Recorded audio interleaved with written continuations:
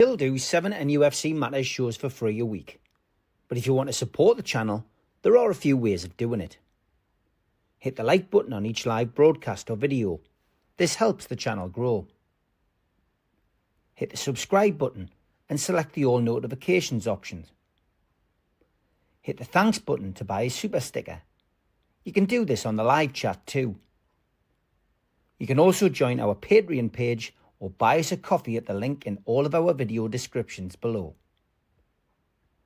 We are also looking for sponsors. If you want our latest advertising rates and how you can get involved, then email John at nufcmatters1892@gmail.com. Thanks for watching.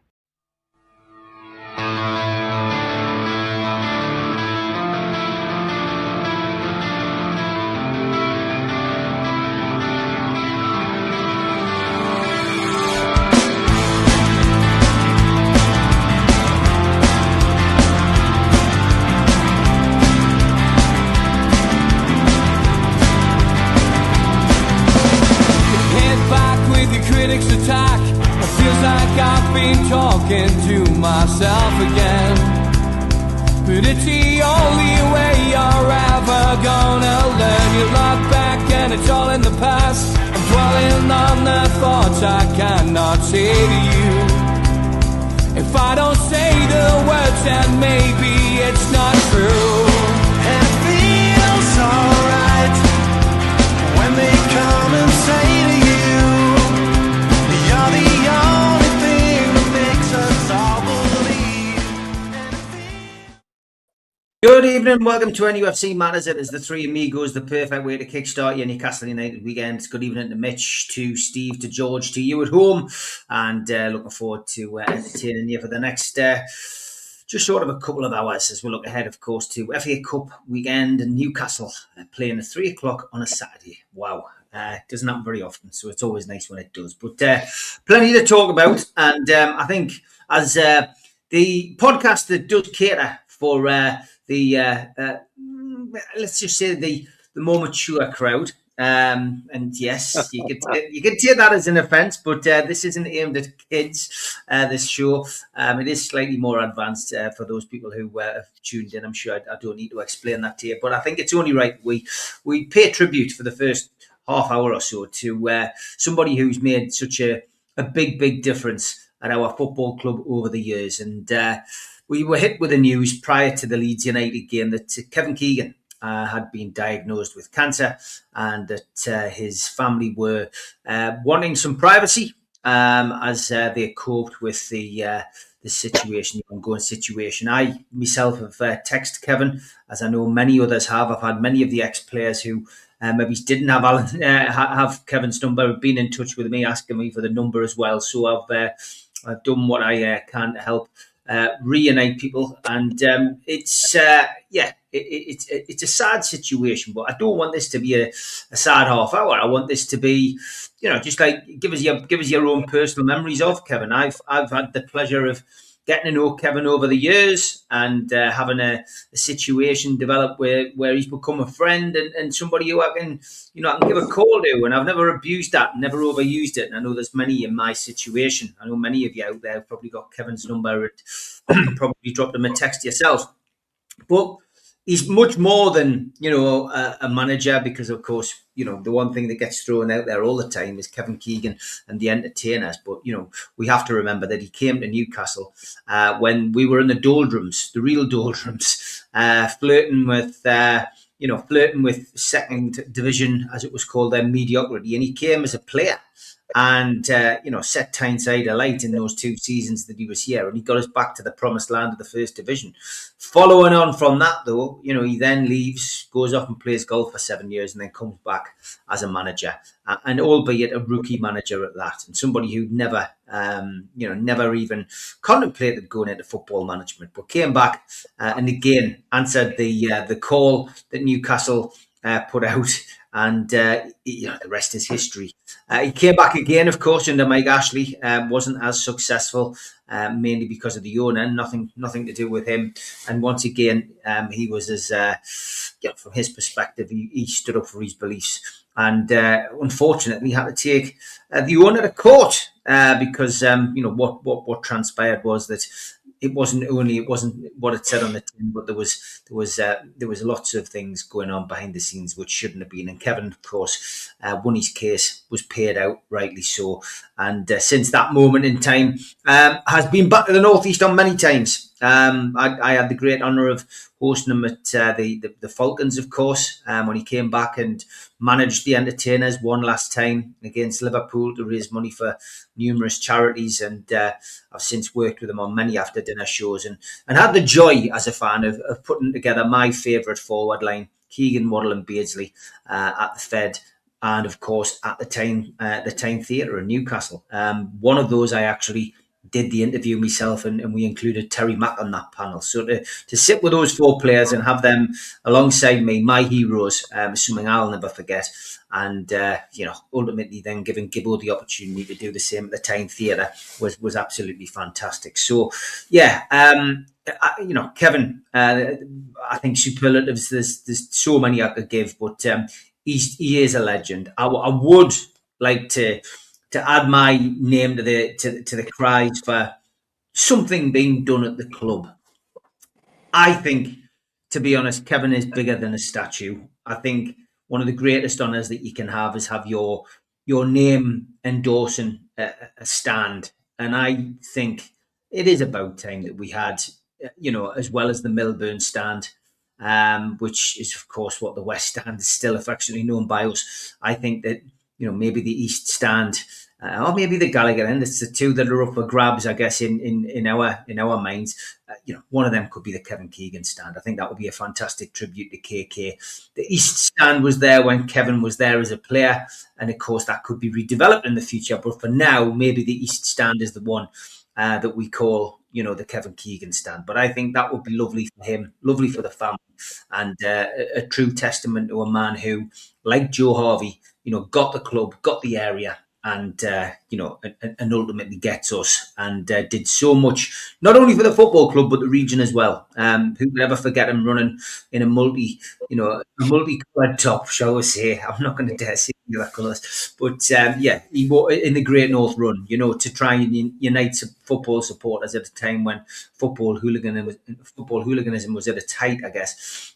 Credit to the guy, he always did so much, and he always does his best to help charity in the Northeast. So yeah, Kevin, get well soon. I know that he loves spending time with his grandkids, especially these days. So I'm sure everybody will be saying a prayer for him. And I think as well, just a reminder, he's not just ours. He's not just Newcastle United fans' property. There's lots of people who are feeling very down and very sad about this news. Liverpool fans in particular, and Hamburg. They put out a lovely post giving him his old nickname of Mighty Mouse. There's so many people who can share the same kind of love that we have for KK. But good luck to him in his battle, and let's hope that there's a happier outcome for Kevin than there is for millions around the world who get this awful disease. George, KK. It was ironic in a way that all of that should be announced when. Is that your door, George? It is, yes. You go and get it. I'll take you out. Mitch, KK, your memories of KK. So many we could just spend all night talking about Kevin Keegan between us. Yeah. Be that as a player or be that as a manager.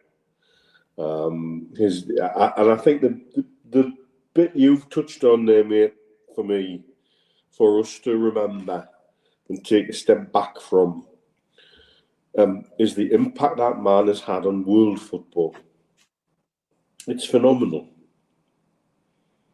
Liverpool, Hamburg.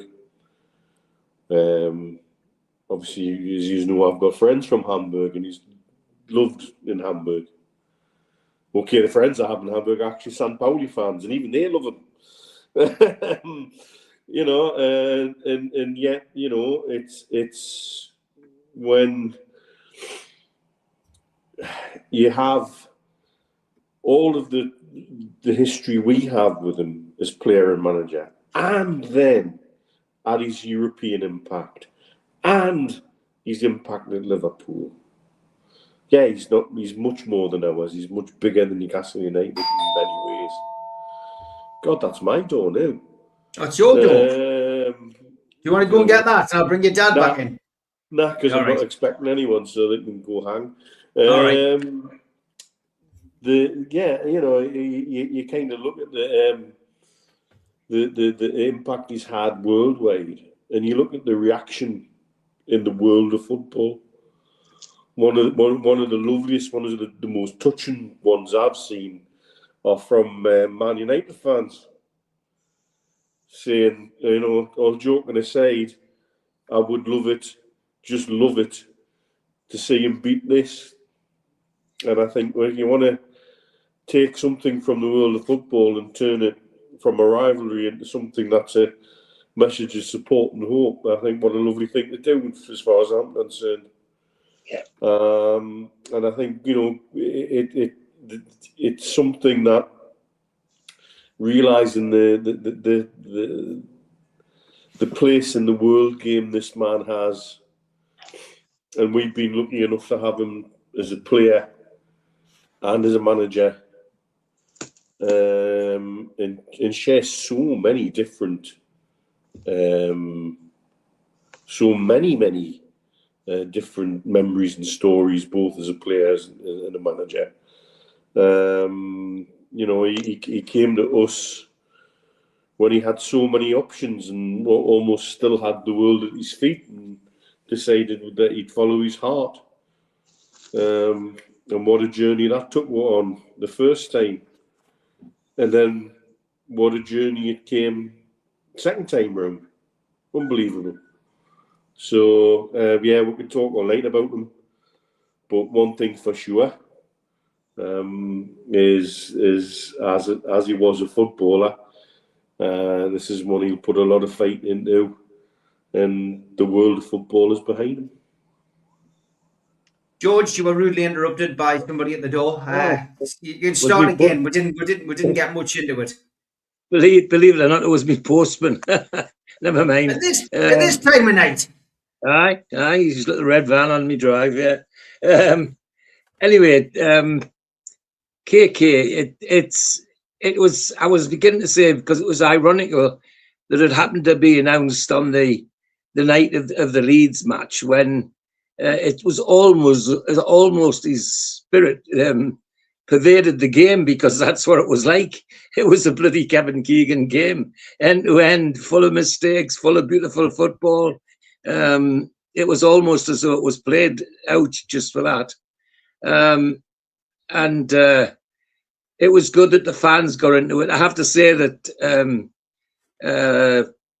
I'm not going to go on too long about it, but I wish there was somebody in St James's Park on the public address system that had a brain. The fans are singing, only one Kevin Keegan, singing their hearts out, and some idiot switches the local hero on.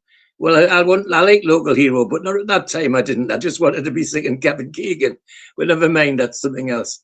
One word encapsulates Kevin Keegan, which is missing in boatloads in the modern game: integrity.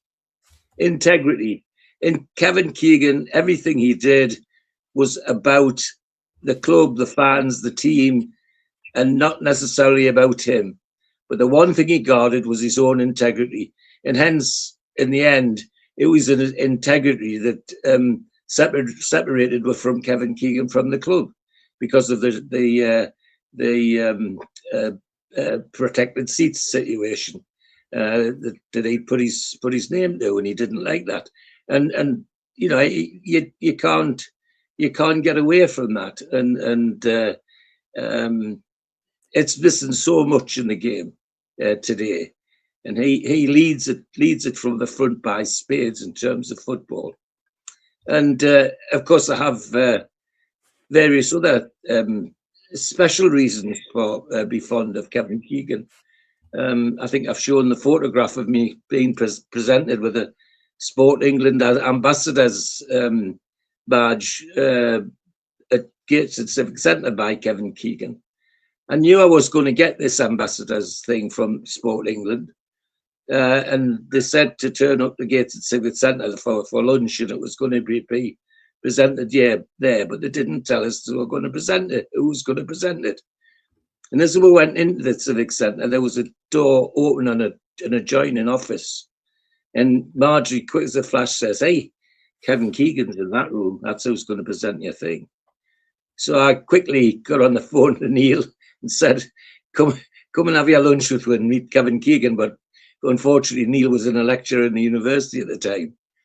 And sure enough, it was Kevin Keegan presented this ambassador thing to me. Now, the other connection is that I was nominated for that by Malcolm Dix, who was then the chairman of Newcastle Sports Council. And he and I then developed a partnership on behalf of Sport England of touring the north of England, giving grants to little clubs, big clubs, and it was great. And of course, often we used to meet at St James's Park, and often with St James's Park, who would pop in and say hello, but Kevin Keegan, and in such a nice way as well. I mean, you're a perfect gentleman, no side about him at all. Didn't matter to him that we weren't actually, doing something for the club. Just glad to see we're there. So there's all of that, and then there's the lift he gave to the whole city and the whole region in terms of what he did as a player first, but even more so B as a manager, as entertainers. And I've got a personal story about what that lift means. When he became our manager, at that time I was the admissions tutor for my department, which was in those days was naval architecture. And if we in a year got anything over 400 to 500 applications, the universities used to think I'd done a good job. But the years that Kevin Keegan was there, I was getting 1,500, 2,000 applications. The university thought I'd gone mad, but it wasn't me gone mad. It was Kevin Keegan, nothing to do with me. The people were just so interested in what was happening in Tyneside, led by Kevin Keegan, that they just wanted to come all over the world. And from then on, every time I travelled abroad to recruit students, the only thing they wanted to talk to when I was at interview was, how's the Tyne doing? How's Kevin Keegan doing? Is he all right? It was just one of those things that just put the highlight back on the region in a way it hadn't been for such a long time. And even in places which were traditional centres of students, just places like Singapore, they too, it was walking through a shipyard in Singapore at Sembawang or Keppels, and every time you passed a hole in the ship, or the side of the ship, or a hole in the side of an oil rig, a head would come out and say, how's the Tyne doing? That's all I wanted to know about. And that was all to do with Kevin Keegan. So he just, lifted the area in a way in which hasn't been done until our takeover happened, I would suggest, because that's the comparison I made when our takeover happened. And then after that, of course, you've got to remember he also switched our football back on. I pointed to the one thing that happened in modern times that really made me enjoy football again, to the point where I wanted to go and see the game. Yes, I wanted to see Newcastle win, but I knew I was going to see an entertaining game. And even if we didn't win, I knew I was going to see a fantastic game. And his viewpoint that if they score 3, we score 4, which is an interesting quote now, was just made you want to be there, want to be part of it. And so going to the match became an occasion again. And that's something I enjoy and something I'll start to enjoy again. So, and I think if we're talking about stands, I would humbly suggest that for many, many years, the Gallagher was always the home of Newcastle fans. And that's where I would have Kevin Keegan stand. The Gallagher should be his. There's no question about that in my mind. That would be wonderful. That would be a wonderful tribute. I agree. It's probably better than a statue in many ways. In fact, definitely better than a statue. But the other thing is that when he beats this horrible thing, there's a survivor of prostate cancer of over 20 years ago. And I can remember lying in a bed with Neil and Marjorie at the bottom of my bed, and the surgeon saying to Neil and Marjorie, if he's here in the morning, he'll be all right. And I'm lying there, drugged up the eyeballs, thinking, where the hell does he think I'm going to be? Well, I'm still here, 22 years since I had my prostate removed. And somebody said, if he's here in the morning, he'll be all right. Well, I'm still all right. So when Kevin Keegan beats this thing, which I'm sure he will, because he's got the spirit, and that's really needed. You need to be determined to beat the thing to get halfway. I hope, and I don't hope, I pray that somewhere in St James's Park there's somebody that has the nous and the dignity to be able to go and talk to him and persuade him to come to St James's Park on occasions, because there's no question it's a better place when he's there, and he's so loved. It would give such a better atmosphere to some of the things that we've seen in the past. So I'm going to stop there, because I could go on and on and on. But from a personal and point of view, and from a fan's point of view, I don't know anybody who's had the impact on the club and the region in the way that Kevin has, until our recent takeover. So that's where I'll leave it. And obviously thoughts and prayers go with Kevin. And as I say, the match the other night it just had to be a 4-3, didn't it? Steve, someone who's in the past been likened to Kevin Keegan with your variety of your hairstyles, not through your football skills, Steve, although some who played against you say you weren't a bad player. But yes, Kevin Keegan. Yeah, I mean, the first thing I'd say about Kevin was that he has this ability, and I'm talking in the current. He has this ability whenever you meet him to make you feel so comfortable. I'm lucky that I've met him on a couple of occasions with you, Steve, at events. The last one was at the Fed, and we went into the room and you introduced me and my pal Tony. And I think, if I remember rightly, there was Chrissy Waddle and Peter Beardsley were there as well. But Kevin just didn't want to just sign something for you and say hello and goodbye. He wanted a chat. He wanted what are you doing here? Are you looking forward to it? Did you watch the game on Saturday? That type of conversation. That's the sort of guy he is. He's interested in you more than you are interested in him. Or at least that's the way it comes over. What I would say about him was that I always used to run the Great North Run. It's the only charity that I ever got sponsored for the Great North Run that I can recall was when Kevin was doing the Great North Run, and we ran it. And then afterwards, there was an event on at the Gateshead Leisure Centre where he came along to meet everybody who had participated in the run and raised money on behalf of the charity that he was endorsing. And believe it or not, I think Kevin met every single person in that room. I don't think there was anyone who left that room thinking, I never got a chance to say hello, never got a chance to shake his hand. And those were the days before phone cameras. So you're talking about people with Instamatics and, having to wind the film on to take the next picture and all that. So it was sort of, there was no time bond on it. He sat there and did everything. And I think that again shows that, he has time for everybody. Football wise, I can remember to this day that very first game where Imre Roddy nodded the ball on and he ran on and slotted the ball home. I remember the excitement beforehand in the build-up, knowing that he was arriving. The only place I could get a ticket in that particular game, because obviously it was a sellout, was was in the old centre paddock in the Melbourne stand. So actually, looking back, perfectly positioned to watch that ball go in the back of the net. It was just an amazing start to what has became like a roller coaster of emotions whenever Kevin played. The introduction of Beardsley, the way that he got Waddle to perform just alongside him as a player, what those players must have learned from him. And then as a manager, I mean, obviously the promotion was absolutely remarkable.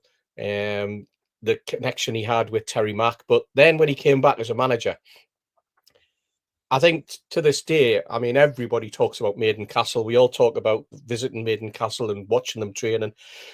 And I think the one thing you'll say about Kevin is that he was a man manager on the pitch, but I don't think he was a coach.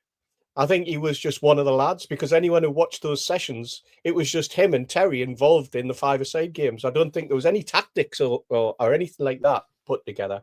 That's what Kevin was, and that's what he is. That was his footballing philosophy, and I think that's probably why he had the guts, because it was guts at the time, to turn around to the FA and say, "This England job's not for me.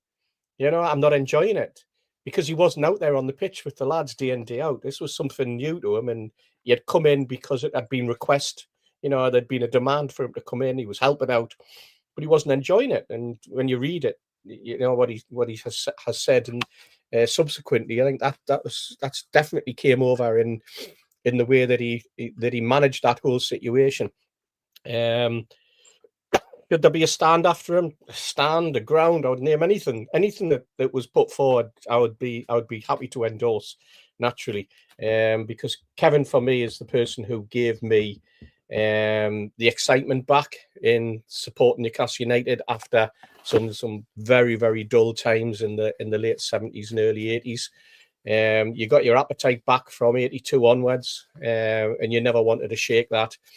And then when he came back and we had the entertainers for me is probably up until this season, or well, the last 12 months, the most exciting period of Newcastle football that you would ever hope to see. I was disappointed the other night when they put up a little piece talking on Sky Sports about teams that blew the league. And they naturally homed in on Newcastle and the 12-point lead that we had at the time. Obviously, they were trying to make a connection and trying to link up something about Arsenal and how far ahead they are in terms of this season. But once again, Gary Neville had to throw that one in and talked about mentality and bottling it. I never saw it as that. I saw it as just damn bad luck and a fixture pile up. And a series of injuries that just caught up with us, and a very, very lucky Manchester United who had one player in Eric Cantona that made the difference in one game. I'll argue till the day's long with anybody about them getting into Kevin's head, because there is not a single Newcastle fan that I know, and I think we've mentioned it on this show before, that thought that when Kevin did his outburst on that Monday Night Football, that we weren't all 100% agreeing with him. There may be people who want to rewrite history about that, but no, that's not the case. And that's why Kevin will always be cherished, and we'll always put our arm around him when we see him, and we'll always thank him for what he did on the football pitch. And I hope, like George says, I hope we get the opportunity to see him at Newcastle. I was interested that photograph. I had never seen the photograph that was taken, that was put up by Steve Harper, that showed him at the academy back in May. That went under the radar. At least certainly went under. I wasn't aware that Kevin had been to the academy and had spent time. Yet he hadn't been to St James's Park to watch a match. And I was hoping, perhaps, having seen that might have been possibly a precursor to him making an appearance at St James's. As I know there was talk a couple of months ago when War Flags did a display, they were kind of under the impression that Kevin was going to be there. Now, perhaps something just happened that meant it wasn't possible on the day, or whether there's something be going on in the background. But you'd like to think that the relationship that the club has now with Kevin is such that there would be an appearance at some time in the future where we can really, really show Kevin our appreciation for everything he's done. We kind of tried it when he came back with Man City once, I think. But you know, I think that's different when he's coming, when a player or manager's coming back with another club. It'd be nice to do it just as him, as Kevin Keegan, just to Newcastle. Yeah, I agree. I think it's time to bury the hatchet with a few of the players who maybe have issues with the club, and get them back. And you know, they are doing stuff with the players. They're doing more stuff with players than they have in the past, but it's still not right. It's still not brilliant. And I know, and without mentioning names, you know, a lot of the ex-players still not really over the moon with the way things are going with the new regime. So if you are listening at St James's Park, maybe you could do a little bit more for your ex-players. Maybe pop along to Man City and see how they do it, or pop along to Liverpool and see how they do it, because they do it really well. And you know, the lounges are full of ex-players, all wearing club suits and club shirts and club ties, and speaking on behalf of you know, the club and telling their stories from yesteryear. And that's what, you know, people who pay the big bucks like. You know, they do like it. The corporates do like that. And, you know, you should never forget your past, because that's what... You even do that on your side, Steve. Yes, they do. And you know, I've praised Sunderland already in the last week because of what they did at the back end of last year, where they paid tribute to those who had passed by having the names of fans and players on their screen, and encouraging people to bring photographs of people who passed who were Sunderland fans. Newcastle could learn a lot from other clubs, including Sunderland, with regards to fan club relationships, and maybe those people who are in privileged places on fans committees could be a leader in that, rather than relying on people like me to come out and say it on a podcast. But there we go. We'll leave it there. As a tribute to Kevin, who was, you know, diagnosed with cancer, of course, this week. Newcastle, of course, played Leeds at St James's Park, Mitch, and what we were served up was a 4-3 classic. Every bit as exciting as the 4-3 that we had at Anfield, which ultimately Newcastle lost, leaving Kevin hanging over the billboards. Of course, many of you will remember that we also had a 4-3 against Liverpool the following season with a different manager, but it wasn't quite as exciting. But yeah, a 4-3 game against Leeds. What did you make of that, and how was your heart after it, Mitch? Well, I watched it at home, and I think I woke up the top 3 floors of the building when the winner went in. What a game. What a game. Answers a lot of questions for me. A lot of things that have been hanging over the squad and hanging over the club for a little bit. And you don't turn a game around like that if you're not together in the dressing room. You don't turn a game around like that if you're not fighting for each other or playing for the manager. You don't turn a game around like that if you're not all, you know, working with the same objective in mind. Even, you know, the worst 45 minutes Malik Chow's had in a black and white shirt. And that has come out on Instagram and apologised to the world and anybody who will listen. And I don't think he comes out of it any worse for wear.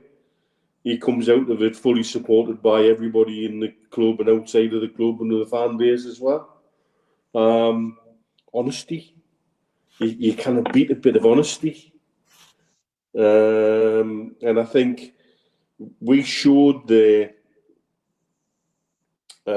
level of determination and grit and unity that really at times has been missing this season.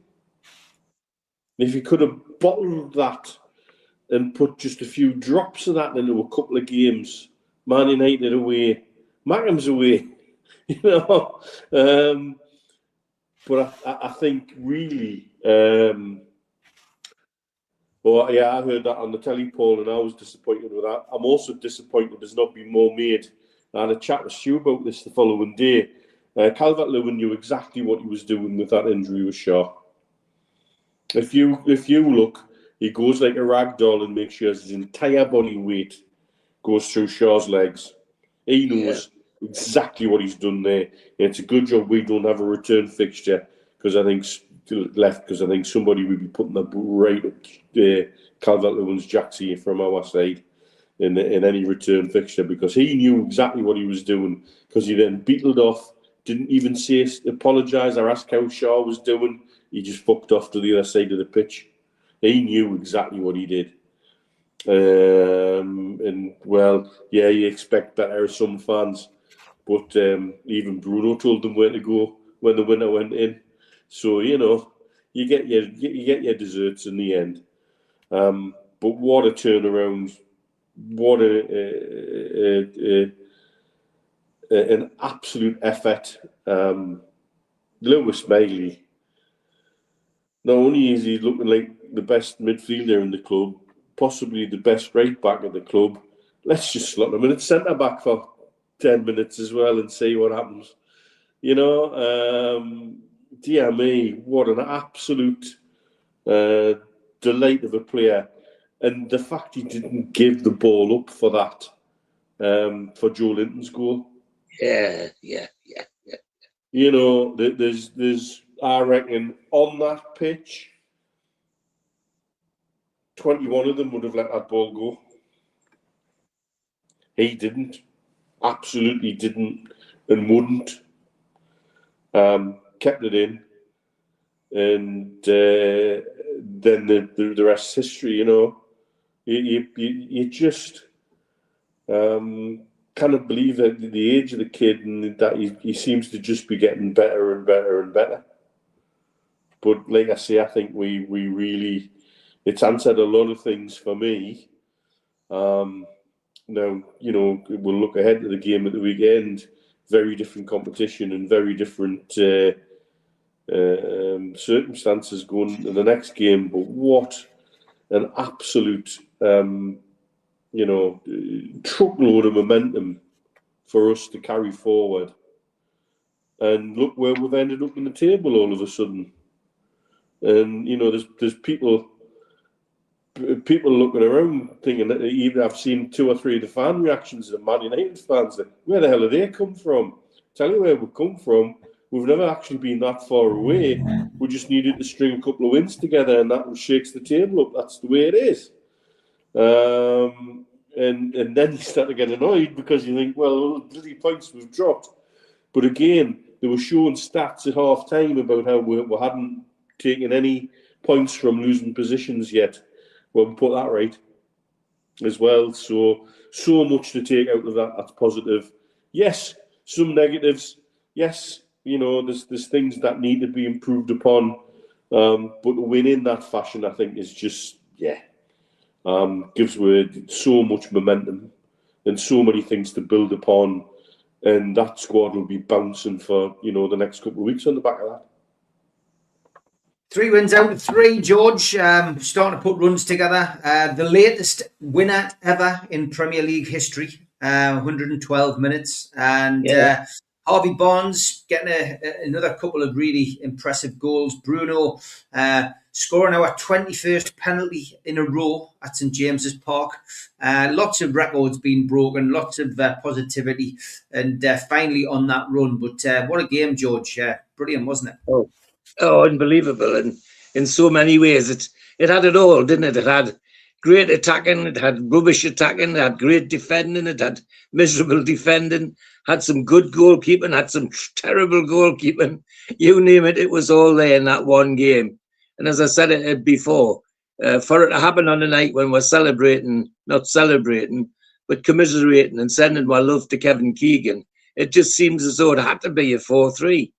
And a special 4-3. And before I forget it, I agree with Neil about Calvert-Lewin and Fabian Shaw. I'll go further. Had it been the same referee that sent Anthony Gordon off for his tackle on Van Dijk, I think Calvert-Lewin might have been in the dressing room. because you could see he never looked for the ball. He just went for the player, and that was appalling. He gave the foul, but that's all he gave. Anyway, to move on to more positive things. We learned so much last night, and he is absolutely right. We've talked at length, and I certainly have talked at length as how are things in the dressing room since the debacle in the summer. And I think what we can say is after the Leeds game, there ain't much wrong, that's for sure, because otherwise we could never have done that. We would never have done that. It from start to finish, from 1 to 11, they all put their hearts in. I mean, Nick Pope was his usual complicated self. One or two good saves, and then one or two flaps, and not even touching the ball sometimes. But so what? It was all part of a fantastic game. And we can also safely say Joe Linton's back. I mean, he argued with everybody, including the referee, telling the referee off for getting his batteries changed too much. I thought that was a lovely picture with the linesman having to stand between him and the referee while the referee was getting his batteries checked, and Joe Linton rabbiting on his ear. I thought that was lovely. And so we know he's back, and others really to top form. The sad thing is that, as Neil's already covered, is that somebody who's been the star at the back happened to have a night off against Leeds, and not necessarily helped too much by people in front of him initially, but he made the mistake, and Chow he just went off. The other thing is that they got a penalty off a handball, and the number of commentators who I've seen on the television since I've seen the match saying that they think that was harsh is putting it mildly. So I think he was unlucky with that one. But I think somebody put on Twitter a picture of four incidents with handballs where we haven't been given penalties this season, and all of them looked worse than that.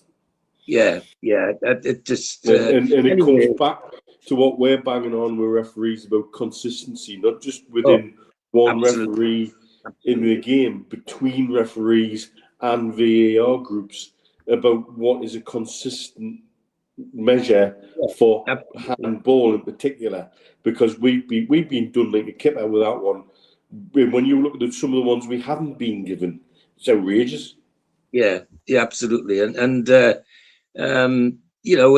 got away with that, and I think it was right to protect him once he got the yellow card, to take him off at half time so that we could use him, in future games, because it's going to be important to him, particularly with Shaw's injury.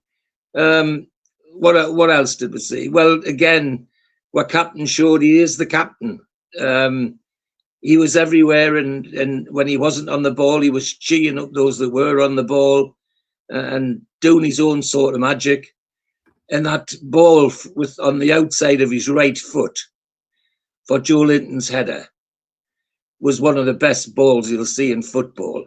I mean, if anybody's got a coaching manual, get that recording in, because in the heat of a game, when there were really, really pressures on, for him to have the mentality to be able to think enough to not just control the ball, but play it so delicately with the outside of his right foot, right onto Joe Linton's napper, and it end up in the back of the net was just outstanding. And it just shows what sort of a guy he is. So, having maybe his way back been one of the doubters when he was first given the armband, he's shown every game now, shown why he's the captain and who is the captain. And they all did their bit. I mean, we had debates about whether Gordon and Barnes should be left or right or left. It didn't really matter. They all did their work, their job. I mean, the first Barnes goal, for example, the little flick over the top of the defender by Gordon was sublime, which dropped at the heel of Valdemada, who, despite being held by two Leeds defenders, still managed to get his own foot on that ball and just roll it slowly so Barnes could belt it into the back of the net. I mean, they're the sort of things that that just make football and show the Newcastle fans and other fans the quality of our squad, the quality of some of the play, and the way they all mixed in. I won't go on too much longer, but Miley, as you know, I've talked about Miley so much, and it was interesting to hear Eddie Howe say in the press conference that he quite regularly plays centre back in training. Never mind right back.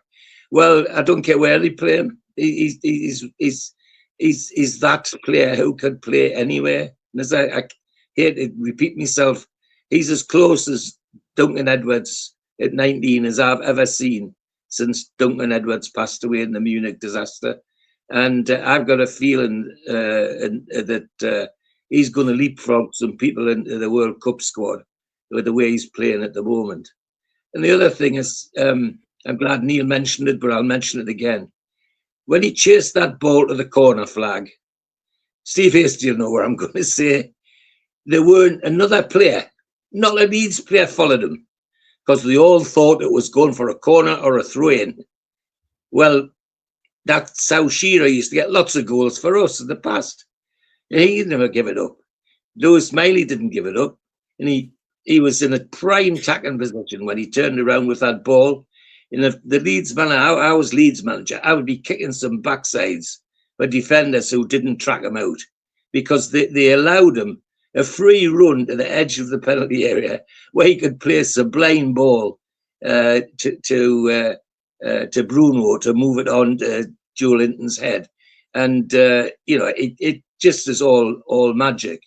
And I think we've got a real diamond in Lewis Miley. And I seriously don't think where he plays, he would make the position his own very, very quickly.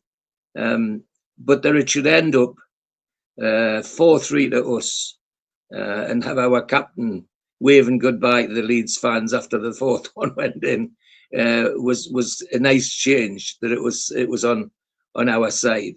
And I was delighted in some ways to Harvey Barnes, where the discussions has been about whether he even should be in the team, never mind whether he should be scoring goals. Apart from anything else, when I speak to the guy on the telly, he's a nice lad. He really is a nice guy.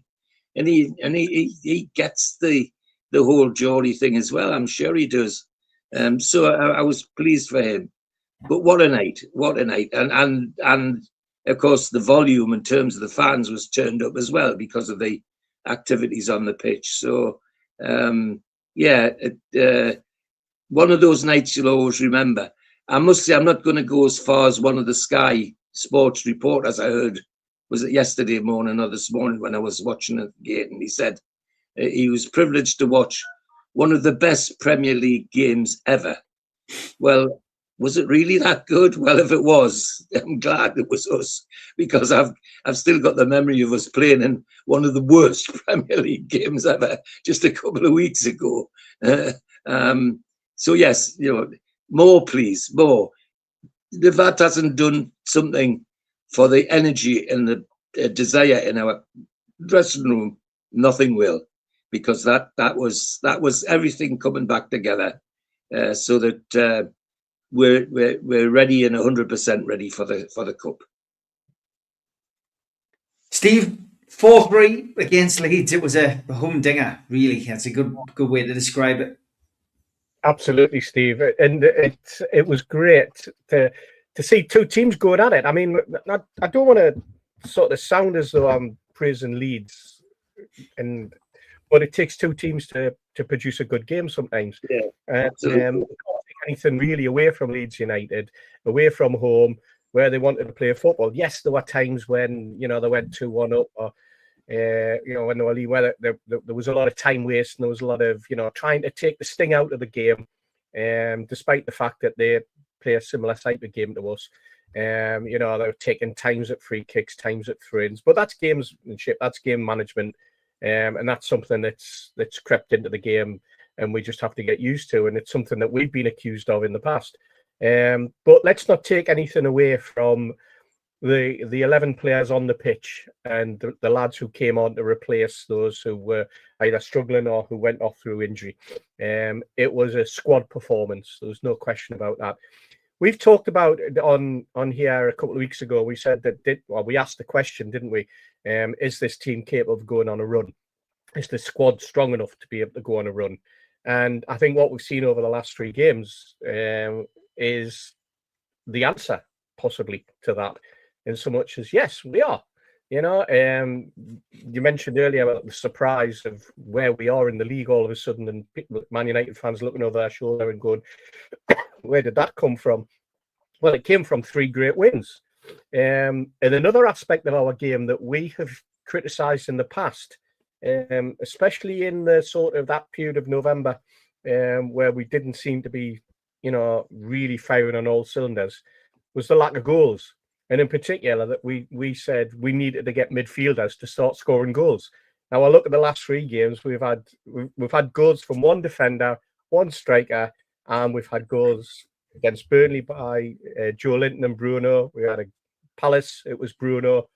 And against Leeds, it's Barnes, Joe Linton and Bruno getting the goals.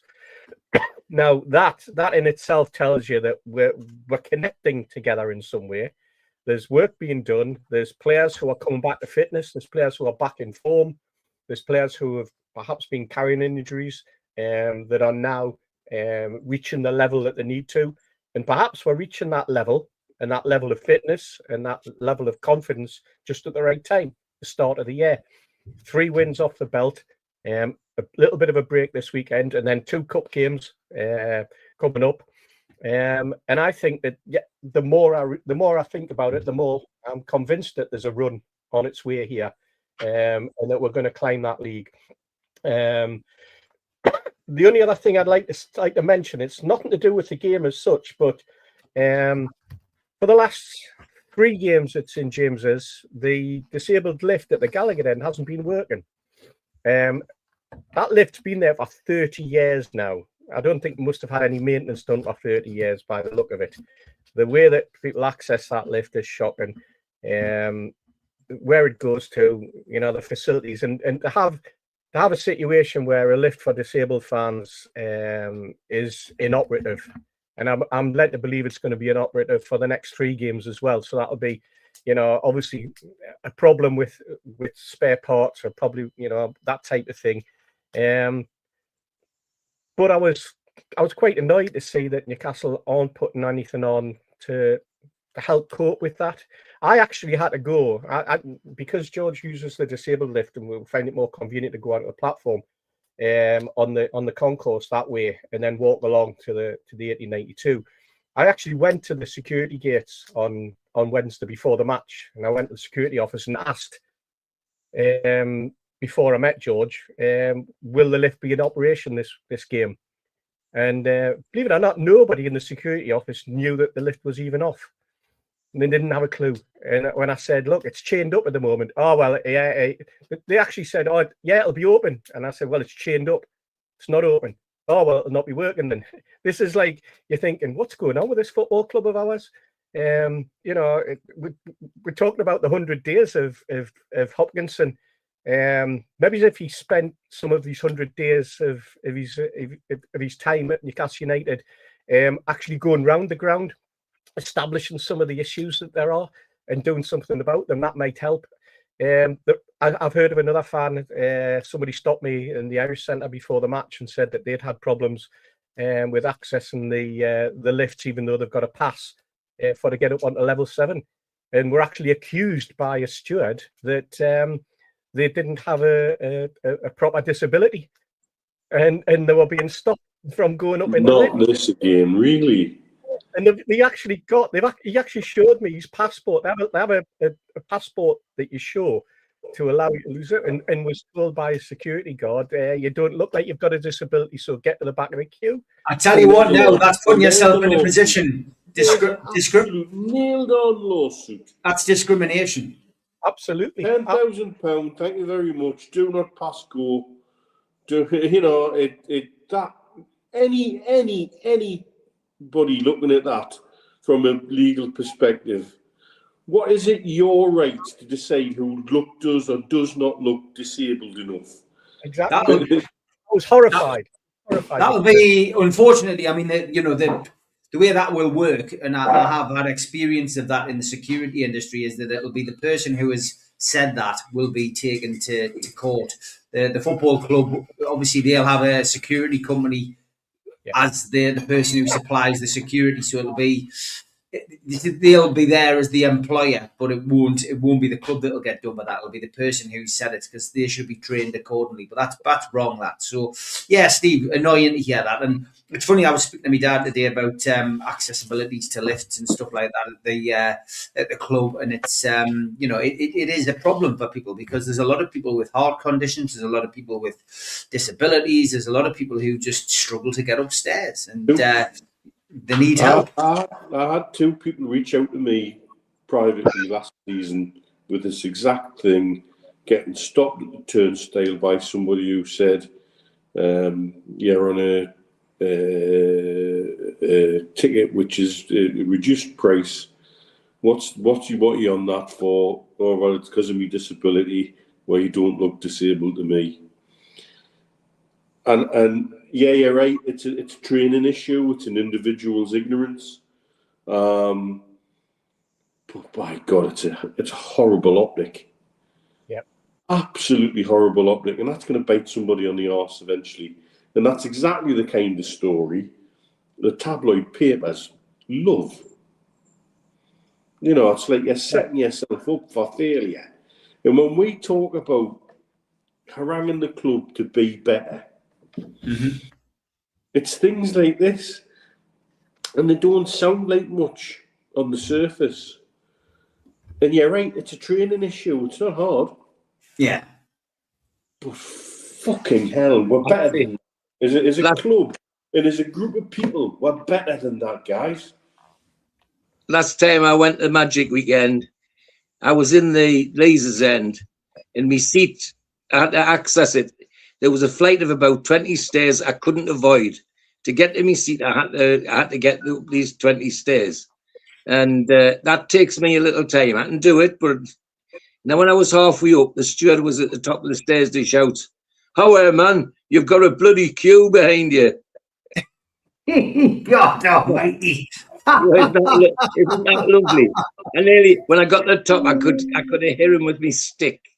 And I'm walking with sticks, and he's saying, "However, you've got a queue behind you, man." Unbelievable. Yeah, there's a lot of training needed. There's another little aspect to this as well. This little passport that fans have to allow them to use get disability access to the lift has a series of phone numbers on that you can ring if you have any issues. Now you can imagine on match day what that means. You ring the first number and you get nothing. So you ring the other number, which is, you'd think, because it's there specifically for disabled fans, somebody's going to be manning it. Is there? Of course there's not. This particular person who stopped me in the area centre said he tried both numbers, and on both attempts, it literally either went to an answer phone or it just rang out. And again, this is a service that the football club must be offering. Now, this is an area where the football club should be completely on top of. There should be something done when that disabled lift is inoperable. There should be people there providing a service to allow disabled fans support in gaining access in other ways, not just one steward going, "It must, mate, try along there." Something. They've got these haven't they got these blue-coated people standing outside the ground who are supposed to be helping? Yes, and they stand on the access way on the ramp, if you like. Getting in your way, to be honest, because yeah, I don't know what that, but there's certainly none on there might be at the Gallagher corner on the other end. They're at both ends, and then they're up on the platform as you walk up to the atrium. But there was certainly nobody there that could have that has been at the access to the lifts at the Gallagher end where it's broken to provide any help or support or any guidance. But the very fact that the football club itself has what is basically a dead letter office in terms of nobody on the other end of the phone to be able to answer the phone. And you know, that's the purpose of the number. If you're a disabled fan and you've got an issue getting into the ground, you ring this number and somebody will be there to help. And there's not supporter services. Howard, get your act together. Get your act together. And if you're going to provide a service for supporters, provide it. If not, change your bloody name. Call yourself something else, because you're not providing the type of service that is required for a particular group of supporters. The problem with these things is that they start off as a gimmick, and you know, they're going to do this and they're going to do that, and it very rarely happens. I'm disappointed because I thought when the new owners 4 years ago things would change. I thought, you know, that, you know, it would be a clean sweep through the club, and I think we all appreciated it would take time. Rome isn't built in a day, etc., etc. But at the moment, the supporter services for me is no better than the fans liaison committee was. So it's no better. No. In fact, it's probably worse than that, because at least the fans liaison committee, you know, they were all fairly local, and you know, some of them were movers and shakers in the local community. Where we had MPs, we had doctors, we had people who ran businesses, we had ex-police officers, we had lifelong season ticket holders, people who were home and away fans. We had a lot on that committee, but again, it just a service. It's not even serving at the moment. So it does need a bit of a kick up the backside. Maybe the trust can get on the case.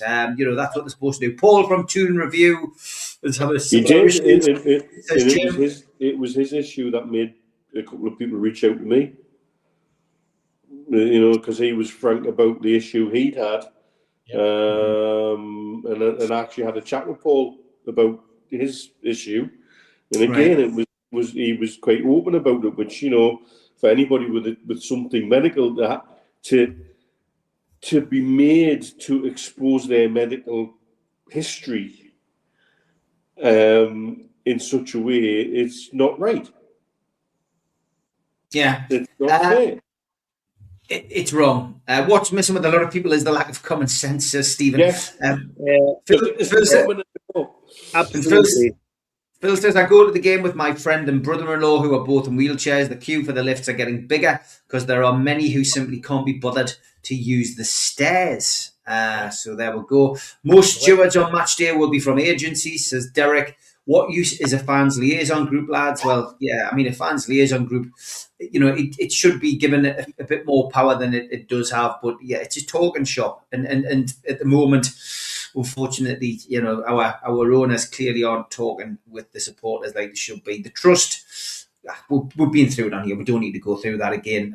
You know, we're all very disappointed with the trust, and I think that's why we tend to endorse Newcastle United Supporters Club when we can, because, you know, whether you go home and away or not, you know, I'm sure you're aware of their presence. They're not recognised by the Premier League. They're not, you know, but they're well organised and they look after supporters. And anyone who's been on any of the European trips this year or previous years when they set up, they've got I think it's something like 15,000 membership now, but they look after fans. Even if you go down to Fulham and go to the away game, you know, they organise the boats and everything. It's just so well organised. They're very well organised, the lads, you know. Very rare I've seen the can I help you people helping anyone, to be honest. Yeah, it's a strange concept that I've never really grasped it, Dave.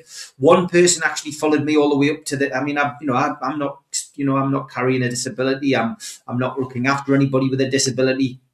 And this person almost like followed me all the way up to the ground, and I didn't need any help, and but I didn't understand it. I'm not quite sure what the concept is behind that. Maybe somebody knows in the chat and they can let us know. Roger says, I have a leisure seat. My carer could make it a few games ago, and I had to walk with another to the box office to sort it out. How man? Yeah, God, you know, we'll start at something. Yeah, and Jim says, when Paul complained to the club, they didn't even get back to him, which isn't great. I can remember one time Stuart went ballistic on me because I sat in the wrong seat. The other seat was like 3 foot away, and we were baffled. Dear me, how it's a long. And Steve Wraith, you should apply for the fans liaison officer role. They're advertising it on LinkedIn. Yeah, I did. Funnily enough, I did see it very early on, and I did send it to the lads. There was a wry smile on all their faces because, of course, that used to be my job. I was at the fans liaison officer at the club. It's not something that I would put myself forward for again, believe you me. The problem with the common sense is these days it's not all that common, which is very good. Yes, and Newcastle United Supporters Club seems great for those going on away days. It's brilliant, and I know a few of the people in the chat. Can I just finish this little bit on a little bit of a positive note? Has anybody seen the madness after the fourth goal goes in when they're in the corner and they're all celebrating? Yeah. And they're waving the corner flag around. Has anybody noticed Joe Linton waving a stool around? Yeah. And it's like, what else am I going to see the next time I watch it? A pirate cutlass, you know? That's like, can some clever people CGI a few things into the middle of it? Because it just is crazy, by the way. And that's what I want to take away from this week. Can I just check, as a medical professional, are you talking about a wooden stool or another type of stool? Well, yeah. Well, plastic, I think it would be, Steve. Plastic. Neil Straker, thank you for your email. He says, hi, Steve. I love the show and I enjoyed the Leeds game so much. A typical Kevin Keegan game. What I wanted to say, and the one thing from the game which annoyed me, was when Leeds were awarded their penalty, Gordon started kicking the penalty spot. Totally out of order. Was wondering if anyone else noticed this. Champion, yes. I think he got booked for it as well. So often. I was glad to see that one of our players had the nous to do it back to somebody else. And I think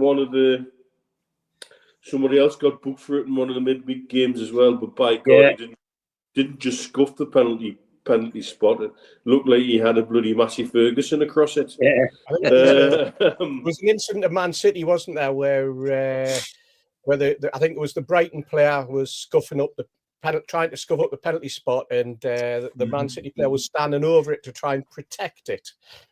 Before Haaland took the penalty. I don't know whether that was this from the midweek game or whether it was a previous game, but I've seen the video on Twitter over the last couple of days. Ah, right, okay. Simon wants to know if he can do the fan liaison officer job remotely from San Diego. Hey, Simon, put yourself in. You never know. He can't be doing it much worse than what the one it's here, does it? So. And within 3 weeks, a new rule: if you celebrate with a corner flag, it's a yellow card. I wouldn't be surprised. I always thought it was. No, but I don't care. Johnny Allen says, I was recently asked to scan in before the lift entrance on getting to the 1892 entrance. Ticket wouldn't scan me in, and as it had already been scanned. Luckily, the guy waved me in, but it is so Mickey Mouse. Our corner flags haven't been violated so much since Matt Ritchie left, says Jules, which is very true. We'll have a quick break with the ads, and we'll be back after this. A big thanks to all our sponsors, Skips and Bins. You can find them at their website, skipsandbins.com. Contact them, www.skipsandbins.com/contact. Say hello to low-cost waste disposal with pay-as-you-go and contract waste management. Big thanks to Media Arts for all the technical side of things. And a thanks to our fanzine sponsor, United Group Travel, UK Coach Holidays, established 2020. There are no strangers on our tours, just friends you haven't met yet. 2026 tours, 2 crew, driver and courier, local family company, 3-star plus quality hotels, no interchanges, hot and cold snacks and drinks available on the coach, all excursions included. Website www.unitedgrouptravel.com, email beverly.ugtl@gmail.com, telephone 01670 632 460 or mobile 0791 666 4174. Just £30 per person deposit. Big welcome to GC Competitions, a new sponsor. A day none of us will forget. This is your chance to win this stunning Newcastle United signed Carabao Cup final winners display with replica medal. For only $1.99 a ticket, you can be the proud owner of this piece of Toon history. The draw will take place on Sunday the 18th of January. Don't miss out. Get your tickets now at www.gccompetitions.co.uk. If you want to support the channel, you can hit the subscribe button. It's free. We do 7 shows a week. Hit the thumb up to like the channel and click share to your social media. If you like to listen to us as a podcast, you can find us on Sports Social Podcast Network. or iTunes or Spotify or other podcast providers. If you want to join the channel, hit the join button. It costs as little as £1.99 a month. Or why not take out a £25 one-off payment and get all of these goodies and become an NUFC Matters lifetime member by going to the website www.nufcmatters.co.uk. We've got some events coming up over the next couple of months. Super Mac and Gibbo will be at the Tyneside Irish Centre on Friday the 23rd of January, and Peter Beardsley will be at the Tyneside Irish Centre a week later on the 30th of January. Tickets for both games come from nufcmatters.co.uk or from Woucher.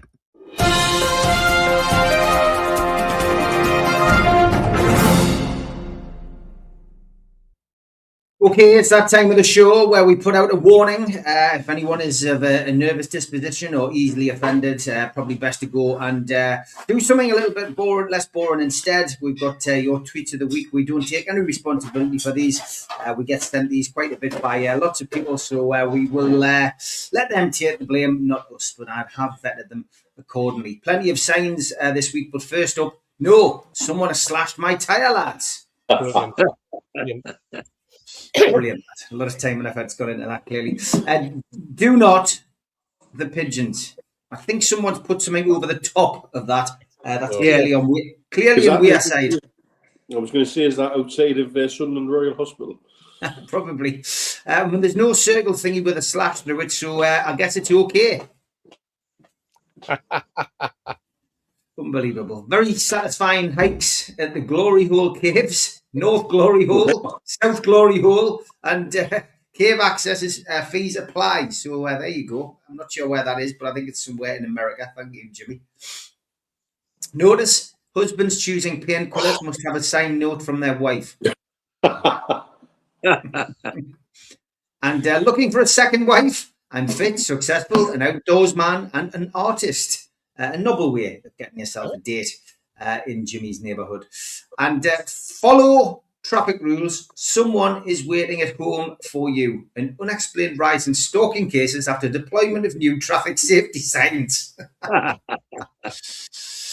And please turn off your Bluetooth speaker. Beyond this point, no one else wants to listen to Imagine Dragons. Good stuff. Hard to find items. Yeah. Very self-explanatory. Stay away from the server room. Serious injury or death may occur. Ooh. Only in America. And unless your dog can do this, please be responsible and clean up after them. Clever. Very good. If you boil a bunny bone, it becomes a laughing stock. That's humorous. Oh, dear. GoFundMe in 1989. And the Lord said unto John, come forth and you will receive eternal life. John came fifth and won a toaster. Oh. And Yeah. I pray this is an ironing board and not a giant cockroach staring at me. Yeah, you would. I wonder how fast this ostrich was going when he hit the fence. And send me that photo we took last night. We all look lush.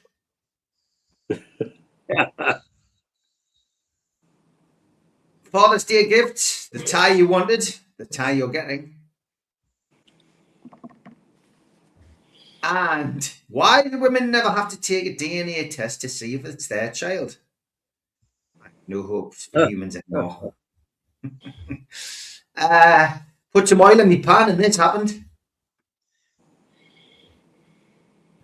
And I laughed way too hard at this. Tell Beth Merry Christmas for us. She don't celebrate Christmas. Oh, I forgot. Lol. Yeah, she's a Jehovah's Witness. Yeah, I know. Tell her we said knock knock then. It's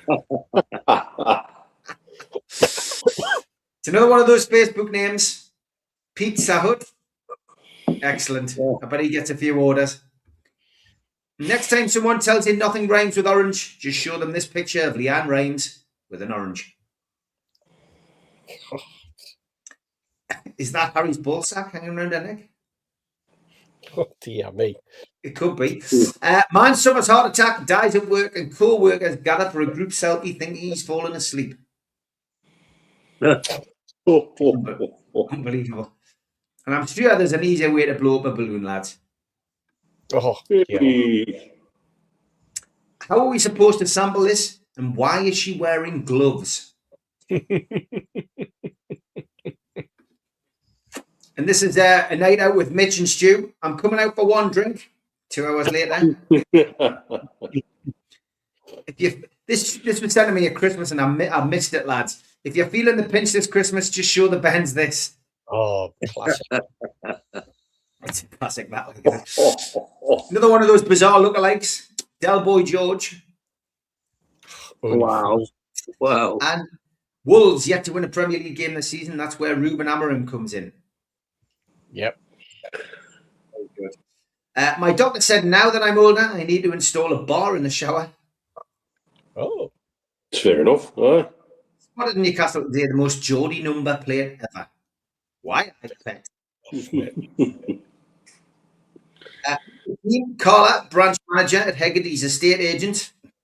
Stephen replied, tell me if she's interested. Today I saw a midget. I thought myself, that's a little condescending. Oh, dear me. News in from the Daily Dafty. Marty Pello diagnosed with arthritis. He told the Daily Dafty today, I feel it in my fingers. I feel it in my toes. And bloody cost of living, lads. A very disappointing sequel I seen today in my film challenge. Debbie does dialysis. And don't call yourself a gamer if you haven't played Prostate Examination Simulator 4, lads. Oh, that makes my eyes water. I bet it does. I asked 100 women which shampoo they preferred. The number one answer was Get Out. And I'm sure this chick's account is frozen. Oh, clever. Yeah. Immortalize yourself on Google Maps by stopping to ask directions just as the camera car drives past. Do you know what propaganda is? Yeah, it's when a British person takes a really close look at something. And Tatooine. Very good. Very good. And I was told that after a vasectomy, I wouldn't have kids anymore. But when I got home, they were still there. If you've got any tweets, send them to me at nufcmatterspodcast@gmail.com. They'll go through a very strict vetting procedure, and then I will apologise to everybody before we put them on and give you a fair warning. We'll have some more of them next week. Thanks, everybody, for sending them in.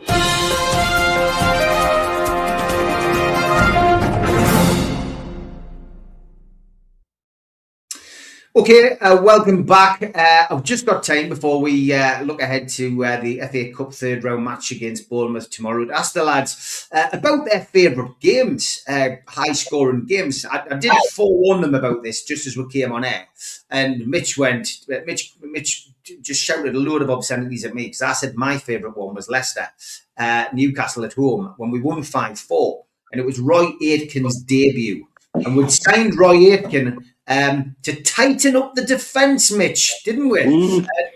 Boy, did he do a good job on that debut. We really conceded 4 goals. But that for me, and I've still got that on VHS, still stands out to me as one of those mental games that I've been to at St James's Park where the roof literally came off at the end of that game. And you know I got to know Roy out here.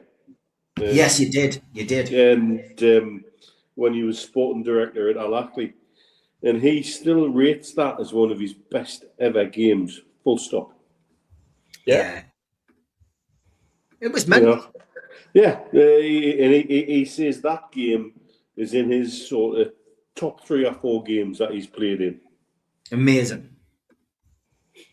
I mean, that was one of the greatest comebacks of literally all time for me, and it was just it was a pleasure to be there, and I am sharing a lot of these like games, as people will have noticed on our Facebook page, because I've got a lot of these now converted. onto in MP4. So I am sharing them. So if you're not on our Facebook page, you can get on the group as well. Get over and maybe have a look on there. Joe is going to come on, but he's got a bit of a tickly cough, so I'm just keeping him until he comes on to do his tips. But he says when we smashed Leicester by 7 as our promotion celebration, pure Kevin, pure class. So that's his favourite. So I did nick yours, Mitch. We shared the same love for the same game, but I mean, go on. Have you got another one that stands out for you as a comeback? Again, against Leeds, and it's another 4-3, but at Leeds. Ah, yes, yes. In around about 2001. Mm-hmm. I think it was around about Christmas time. For some reason, I wasn't there, and I can't remember why. But I watched it in one of the jankiest pubs in North Shields with my mate Freddie. And it was crackers. I think we were 3-1 down with 20 minutes left, and ended up winning it 4-3 with Solano getting the winner in 90 minutes. It was snowing. Proper bonkers game. And again, one of those ones. The league as well, didn't we? I think we went top of the league. We might have done, mate. We might have done, but I mean that was the Leeds team that everybody was raving about as well. You know, they'd already won a league. They were on their way that season. I think the semi-final of the Champions League, and we just didn't give up. Just kept going at them, and so yeah, I'll run with that one. Mainly because I can't remember why I wasn't there. There was a reason me and Frankie didn't go. Might have been tied in with something we did with the tea. I've got something, maybe. But either way, we ended up in I can't remember the name of the bloody pub now. It's the one near the bloody Metro, North Shields, JT as hell. And that was where we ended up watching it. Again, for no apparent reason. Ballarat by any chance? No, it wasn't. It was the one that's near the Metro. All right. I can't remember the name of it. And so we ended up there watching it, and it was just bouncing. It was crazy afterwards. It was, it was one of those ones you just celebrate on through the night. Yeah. What about you then, George? Well, history lesson for the first one. 1956, West Bromwich Albion, who were the team of the century at that time, winning everything, had about 6 England players in the team, Barlow, Allen, Kevin, all in the England team and playing some brilliant football. Christmas Day, we went to the Hawthorns and we beat them 2-0.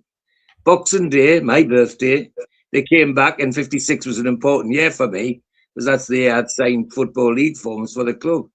And half-time, West Brom were 3-0 in the lead. Ronnie Allen and Derek Kevin scored all the goals. And then we came out in the second half and beat them 5-3. It was just every time we went forward, we scored. Reg Davis scored 2. Bill Punton scored 2. And Tommy Casey, the hard wing half, scored a penalty to make the 5th. And it was just like crazy. Every time we went forward in the second half, looked like we had scored. But then a modern one, my favourite in the modern times, has got to be the Arsenal 4-4. To go in at 4-0 down at half time and to get that back to 4-4. And if Kevin Nolan had his bloody brains on, we would have won it actually, because he missed a sitter towards the end. But check Girotti, bless him, his equaliser and his celebration, sticks in the memory. So there's 2, one ancient one and one quite modern one. Yeah, Steve. Newcastle 4, Leicester 3. Losing 3-1. Shearer then came and scored a hat-trick. Last goal right at the end. Heskey, Claridge, who else was it? Elliott, the centre-half, were the scorers for them. But Shearer just stepped up the pace, stepped up the plate, and we ended up beating them 4-3. That for me was like that. That's kind of said an awful lot. Obviously, the 4-4 game that's like the finest comeback ever. But we only got a draw, George, in that game. You know, that's probably the only reason why I didn't go for that one. But the fact that we came back, because at the time Emil Heskey was one of those players that whenever he played against us, he would destroy her. You know, he just never seemed to be able to handle him. It was just, you know, some players. Calvert-Lewin's another one. You know, he'll get stuck in and he'll have a fight or he'll have a battle. But Heskey was one of those players that at the time against Newcastle never seemed to be able to do wrong. But that game for me, when Shearer showed everybody with the hat trick, that was brilliant.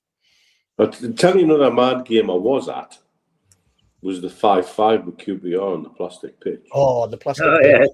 Yes. And I've never been at a game of football like that before. You know, or something ridiculous. Chris Waddle got a hat trick. 4-0. Yeah. Chris Waddle was 4-0. Yeah, you know, and it was just. I mean, I know at the time the challenge with plastic pitches at that time was the ball didn't bounce right, and it didn't. It bounced like a penny floater, and it didn't behave like a normal pitch. It's so far removed from the 4 and 5G pitches that they play on now, where they can get an artificial pitch behaving like a proper pitch, if you will, between the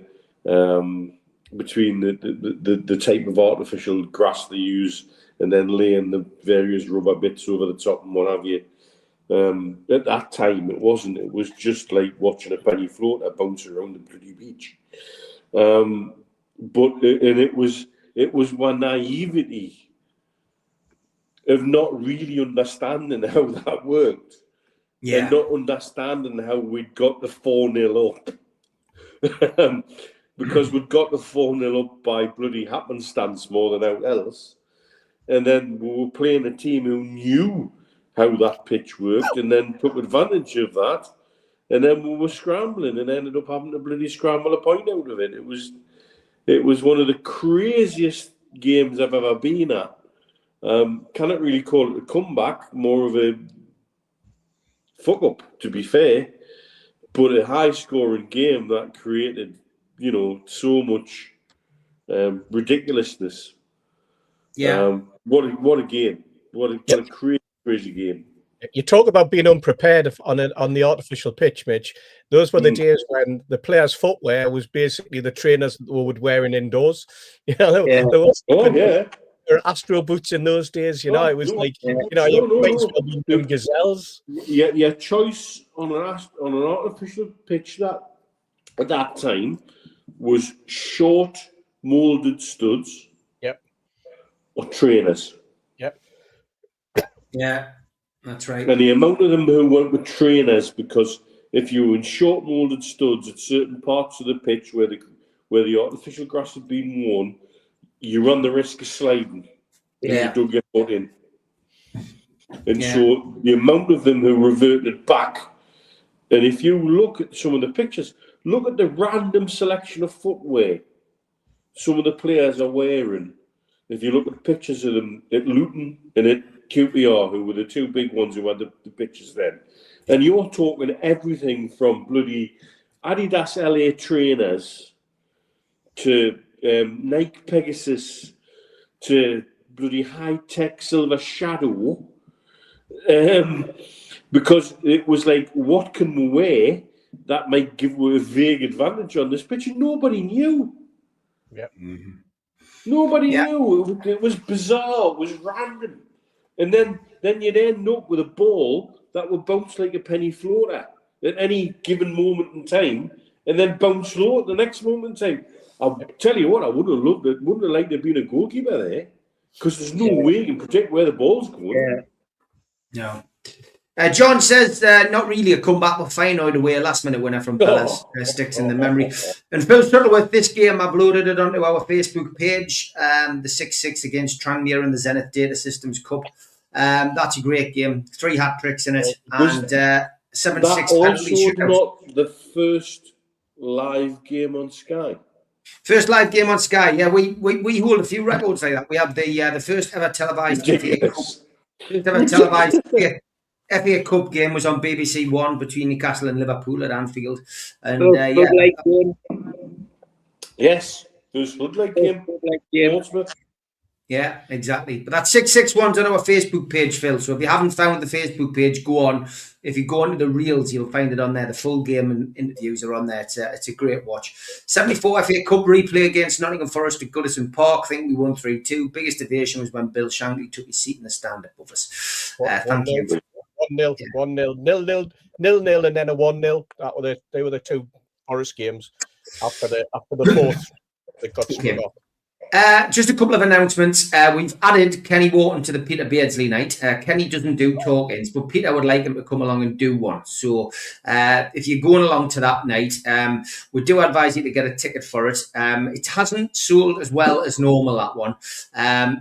We've done it 3 years on the trot. Maybe we should have had a year off. And obviously, Gascoigne, Waddle and Beardsley's on a couple of weeks later. That's now sold out. That event is now sold out. So at the Tyne Theatre, if you were hoping to get tickets at the last minute, you won't get tickets for that now. All tickets are sold out and it's off sale completely. So if you want to see Peter Beardsley, meet Kenny Wharton with Joe Allen, get yourself along to the Irish Centre. Those tickets are on voucher, but be quick. Get your tickets for that because it isn't too long until that event, 30th of January. We've also announced this one for Age UK, the return of the entertainers. They're playing a media team as well. It's a game of walking football at Gateshead Leisure Centre. Those tickets will be going on the voucher at the minute, but if you want to get some advance tickets, they're £30. £99 for VIP, which gets you into the VIP lounge to meet the players. There's only 60 VIP tickets available. The guys who've been confirmed so far: Kevin Scott, Darren Peacock, Peter Beardsley, Lee Clark, Steve Howie, Rule Fox, Steve Watson. On the media team, it'll be John Anderson, along with Simon Pride, Razor from BBC Radio Newcastle. Ross Gregory's going to have a game. The Geordie Journos are going to be there. And we're also going to have Charlie Bennett and Lee Ryder. Steve Hasty is also having a run out for the media team as well. Joe Allen's going to be down there and involved. And I'm sure we'll have one or two others named over the next couple of months, but that'll be a good day, and it's a nice little warm-up for the World Cup. The Blake 7 event, 50% of the tickets have gone for that now. All the early bird tickets have gone, so they've gone up £25 and £80 again. That's for Age UK. We did a programme last year for the charity. We put that on sale 3 days ago, 200 copies of it. It's sold out. We've now released 50 more of them. So that event's already covered, and we will be announcing another sci-fi event over the course of the next couple of weeks for those of you who are interested in that kind of thing. Don't forget Gibbo and Supermac as well. That's coming up on the 23rd of January. We've done about 55 tickets for that. So that should be a canny little nice. Looking forward to that as well. Don't forget, if you haven't already got the book, get the book. We've still got some signed John Beresford cards I'll chuck in for free. If you want one of them, get yourself onto our website, nufcmatterspodcast.co.uk. Okay, just time now to look ahead to the FA Cup third round. And Newcastle United are at home on a Saturday at 3:00, which is great news, I guess, for purists and for people of a certain age. Vintage. Yeah, for a certain vintage, yeah. Team news, well, Fabian Shaw is the latest addition to an injury list. That includes Dan Burn, Jamal Lascelles, Emil Kraft and William Asula. The fitness of Anthony Elanga is unclear. Speaking of the media today, Eddie confirmed that Fabian Shaw has sustained ankle ligament damage against Leeds, but there was no break. Howe also confirmed that Lascelles may make a permanent departure this month, and that a proposed loan exit for Alex Murphy is on hold, and that recalling Matt Targett from Borough remains an option. The latter will be cup-tied if he appears for them in the FA Cup on Saturday. There's no formal return date for Dan Burn, but it sounds as if he'll be involved in the not-too-distant future because he is back running again and he is back on grass. Also an announcement today that Ben Parkinson is going to be allowed to leave the club, and it also looks like we may get rid of one or two others in this transfer window, but that remains to be seen. As for Bournemouth, Justin Kluivert, Ben Gannon-Doak, Tyler Adams, Ryan Christie and William Dennis miss out, with Evan Nielsen and Enes Unal both doubtful. Antoine Semenyo has now completed his move to Manchester City, so will not be playing for Bournemouth tomorrow. Free agent and former Magpie goalkeeper Fraser Foster's joined the Cherries for the remainder of the season. And ahead of their trip to Tyneside, Andoni Irola's side ended their 11-game winless run in the Premier League with a 3-2 home win over Spurs. Bournemouth reached the quarterfinals of the FA Cup last season, having also made the last 8 in 2021. Between those, though, came a trio of exits at the hands of lower league oppositions, including Boreham Wood, who were a non-league team. Referee is Thomas Bramall. It's his second Newcastle game of the season. He looked after the 2-2 Premier League home draw with Spurs. And VAR, as usually happens in these cup competitions in the early part of them, there is no VAR. So see what happens with that. Anyway, as always, we have Tyne Stato all the way from Bulgaria to give us his views and a few stats on the game.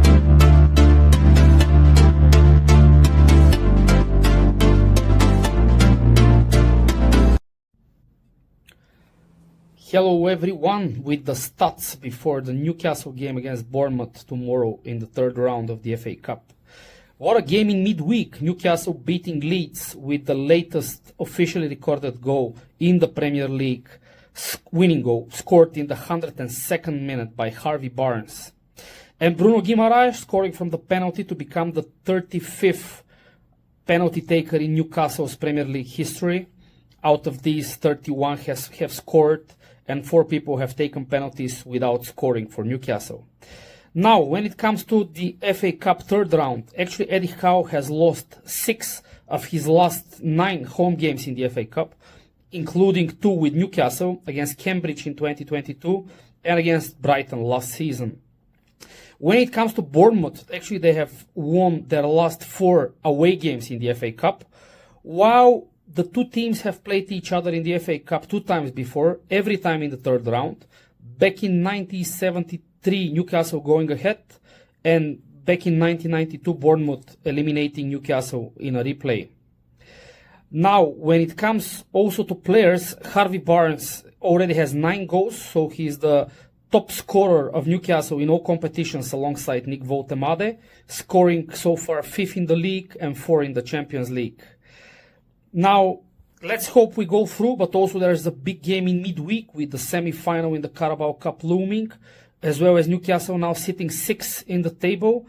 It's all to play for, so how are the lads?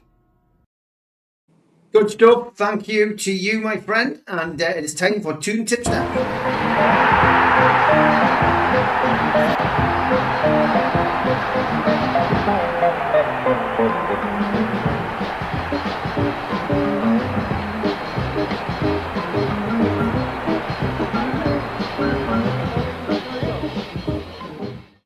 Evening, Joseph. Hey guys, you all right? Yeah, Right. All good, mate. All good. I know you've got a bit of a cough, so crack on. It gets worse when I laugh, so I thought I'd come on because there's no chance anybody making me laugh on this show. So Funny. I'm going to apologize. Neil, don't. If I do have to go off, I'll apologise. There are some prices this weekend. I'll just leave it at that. So Newcastle are favourites to win the game tomorrow. We're actually odds-on favourites with 3-4. So you'll have to put a bit on to get some back to win the game. The draw is 13-5. And Bournemouth are just under 3-1 to go through. Johan Wissa to score any time in the game is even money, and given the possibility that he's going to start and probably play the full lot, I thought even money wasn't a bad shout. Jacob Ramsey might play. He's 4-1, and Big Sven at the back post. He's 10-1, 12-1 if you fancy an FA Cup penman. We are fifth favourites to win the FA Cup, believe it or not. The bookies have currently got us in at 10-1 to win the trophy. Exactly, Neil. I thought that. Manchester City are the favourites at 9-2. And speaking of Manchester City, as Andres just said, there's also a small matter of a cup semi-final. We haven't had one for a while, have we? So that'll be nice. On Tuesday night, we're not favourites to win that game, according to the bookmakers. We are 2-1, 12-5 the draw, and City are a very short 23-20. Anthony Gordon is 3-1 to score in that game. I don't know what I'm basing that shout on, other than his semi-final heroics of last season. So 3-1 if you think Gordon will pull his socks up and do something. We are both favourites to win the League Cup, so basically the least fancied of the teams that are left. And again, Manchester City are the favourites to win that. But from a bit of positivity, I was looking, if you think we will win the League Cup and the FA Cup, you can get 66-1 for Newcastle United Cup double.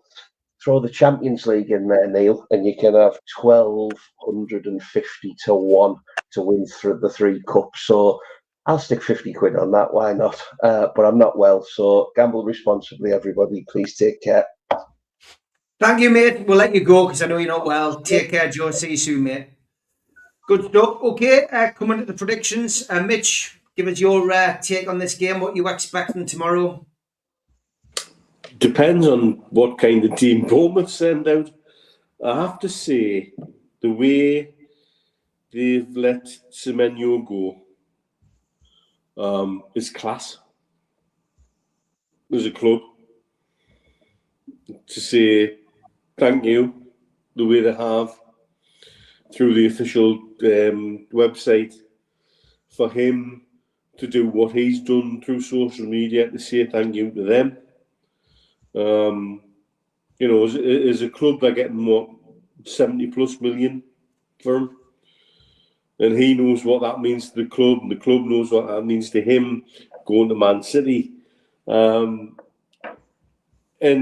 equally, you have to feel for Bournemouth. By God, they've made a lot of money, but their squad is being decimated over the summer. And then now, their manager, who I think is consistently making them overperform. But they have to focus on the league, surely, and they've got to look at this fixture at St James's Park, away from home. The best players just been sold. They're looking at where they're at in the league. They have to build on that and secure their league position. I can't see them sending out a terribly strong team, particularly with both of their main strikers. There's doubts with Nichols. Would they risk them? Would they really want to risk them? But then it also comes down to us. How badly do we want to progress in this cup? It's certainly, of all the competitions, it's the one that Eddie Howe is underperforming for Newcastle United, I think it's fair to say. And so what I would like to see is us put out the strongest team that Eddie feels he can field. And right now, we've got some options. We've got some really good options. And I would like to see the strongest team possible put out and not take things for granted. And we've been humiliated by this club before. And I would like our players to remember that this club last season at home made us look like fucking idiots for 60 minutes. And by the time that we woke up, the game was gone. So, league or not, I want to see the strongest team we can field, and I want to see a team that we do not want to throw this game away for, because it's third round FA Cup. It's a cup that, like I say, Eddie certainly has underperformed in, and I would like to see him do better in. And in some ways, I can't see Bournemouth putting out a terribly strong 11, just simply because of the way they're at the moment. But I have to make something of the class in the way that they've let Semenyo go. There's not many clubs can do that and say, do you know what, go and enjoy your future and thank you for what you've done. in the way they have today. And you know what? I'm just glad he's not playing against us. Yeah, me too. Lovely way for him to go as well. In scoring a goal. That's the way to handle a transfer. The way that him and Mark Gahey have done it. Absolutely. Not the way that others have done it. Prediction from the dice and a prediction from you, Mitch. From the dice. The dice has chucked up a penman. 3-1. All right, okay. Optimistic. You? Me, I will go 2-0. Joe has said 1-0 Wissa, so he's confident of a win. George, what about you? Absolutely fascinating. As Neil said last year, that they just tore us to shreds. We couldn't even get going. However, for 60 minutes they killed us. Yeah, absolutely. And the good thing about this weekend is that one of the people who tore us to shreds was young Clivett, and he's not able to play. He's injured. So with Semenyo going and Clivett out, and as Neil says, two of the strikers limping a bit, I don't know. I think we've got a good chance to get our own back on this one, and we've got options to play a strong team without going balmy. Botman looked like he'd never been away when he came on the other night, and so on. So I'm feeling quite positive about it actually, because of the way things have set up. So I, in the optimistic way, I fancy the penman as well actually. Because I think it'll be a good game, but I'm sure it'll be a penman. Before I move off, can I just say, I meant to say at the start, congratulations to Sandro Tonali and his beautiful wife Jeanette and their lovely son Leonardo. Imagine being taken off at half time so you could dash to the hospital to see the birth of your son. So That's there's a future footballer's name if ever there was. Absolutely. Good stuff. Breaking news on Sky: Ole Gunnar Solskjaer is to hold talks with Manchester United on Saturday over the interim head coach position. Fantastic. It's not Steve Bruce, but it's a close second. Steve, why didn't you hold talks with Gary Neville first? Tell you what. No, that's the craziness of this whole scenario. He was shit the last time. Let's have him another go. Hey! Michael, it's like the overlap now runs Manchester United. It's what they can afford. That's all they can afford.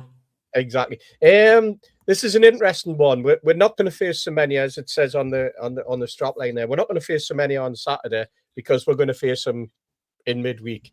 A ridiculous, farcical situation that a rule change allows a player to play for two clubs in the same competition in a season. Apparently, because City have bought him before the first leg of the semi-final, that means he's available for both legs of the semi-final. That's the catch. So well done to City for snapping him up. I thought that we weren't gonna have to face him. Is he not cup tied? No, he's not cup tied. They changed the rule in at the start of the season, and the catch area is the caveat is that he signed in the next window, but if the first leg of the semi-final is played after he signed, available for both legs. My first is in banana, but not in canoe. If he signed next Thursday, he wouldn't have played for us, and he couldn't have played in the other leg. Ridiculous, absolutely farcical. But these are the sort of rule changes that you don't hear about, and this is the sort of grey area that the Premier League and at their meetings conjure up. That, let's face it, support the bigger clubs rather than the smaller clubs. But hey, let's not get into that. I'm looking forward to the game. I'm very much in the camp of you play your strongest team. As I said earlier, we're on a winning run. We're playing some okay football. It can only get better. Performance-wise, we've got players that are on tip-top form. We've got players who are playing themselves in. We've got players on the bench who can come in. We've got the likes of Ramsey, who, let's face it, hasn't had the rub of the green in terms of appearances yet. We've got Joe Willock available. So there are options there, but I suspect that maybe he's one of those two might come in and he might make one change in midfield. But up front, we're limited, aren't we? Alanga's not available for whatever reason. Lascelles is not available for whatever reason. Very, very mysterious in both instances because the gloss or the shadow that's hanging around both of those at the minute isn't being answered by Eddie in any way, shape, or form, which I find very odd. But let's not take anything away from what we saw on Wednesday night, and let's just look at this as an FA Cup third round tie, the opportunity to get into the fourth round, and the opportunity to keep the winning run going. I'm going to go for a 2-0 win. That's my prediction, Steve. I'd love to go for a penman, but I'm going to go for a 2-0 win. Yeah, I'm not going to be as bold. I still think we'll win. I think it might be a little bit more of a tighter affair. I'm going to stick with 2-1, which I think was my prediction with Superman and Gibbo. I'm going to go with a 2-1 result there. Mitch and I will be speaking on the professionals on Sunday. Just a quick prediction for the City game, George, Steve. George first. 2-0. 2-0 for City, and Steve. No. The City game fascinates me. Yeah, 2-0 for the City game. Yeah. This City game fascinates me because we are stringing results together, and City seem to be floundering a little bit. Maybe Semenya coming in might lift them a little bit, but what does it mean in terms of whoever position he takes? They're not firing on all cylinders. They've got problems at the back. I think this is an opportunity for us to do what we did against Arsenal last season. Get a nice lead, a 2-0 lead, take them into the second leg, and then see where they go, especially when they've got a European game, just like us, wrapped around the second leg. So I think Guardiola's the sort of manager who, if they were 2-0 down going into the second leg, quite possibly would turn around and go, I'm giving up on that because I've got bigger fish to fry somewhere else. And they're targeting the league after all. Yeah. Okay, good stuff. Back in the morning, 10 o'clock with 3 to crowd. Back on Sunday evening, 5 o'clock with the professionals. Thanks to everybody for listening and watching. Thanks to everybody in the chat, all the moderators, and thanks to Steve, George, and Mitch for giving up their time to do the Amigos as usual. Take care. Enjoy the match tomorrow. Bye-bye. Yes, everyone. Thanks, everybody. Good night.